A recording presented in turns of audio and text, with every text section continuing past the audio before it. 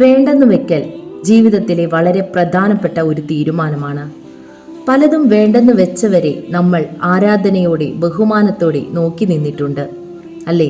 ബ്രിട്ടീഷുകാർ നൽകിയ സർ പദവി വേണ്ടെന്ന് വെച്ച രവീന്ദ്രനാഥ് ടാഗോർ, അതുപോലെ ഫെയർനെസ് ക്രീമിന്റെ പരസ്യത്തിൽ അഭിനയിച്ചാൽ കോടികൾ വാഗ്ദാനം നൽകിയപ്പോൾ അത് വേണ്ടെന്ന് വെച്ച റെസ്പോൺസിബിൾ ഇന്റലിജന്റ് പേഴ്സൺ സായി പല്ലവി. അവരോടുള്ള ആദരവും ബഹുമാനവും ഒക്കെ കൂടുകയാണ് ചെയ്തത്. അതുപോലെ ജീവിതത്തിൽ മോഹിക്കപ്പെടാവുന്ന പലതും വേണ്ടെന്ന് വെച്ചപ്പോൾ മഞ്ജു വാര്യർ വാർത്തകളിൽ നിറഞ്ഞു നിന്നു. നമ്മളെല്ലാം ആരാധനയോടെ നോക്കി നിന്നു അല്ലേ? നമ്മളൊക്കെ സമൂഹത്തിൽ അല്ലെങ്കിൽ കുടുംബങ്ങളിൽ അല്ലെങ്കിൽ ജോലി സ്ഥലങ്ങളിലൊക്കെ കാണാം, ചിലരൊക്കെ കടുത്ത അനീതിക്ക് മുന്നിൽ അല്ലെങ്കിൽ അധർമ്മങ്ങൾക്ക് മുന്നിൽ നിശബ്ദരായി നിന്നു പോകുന്നത്.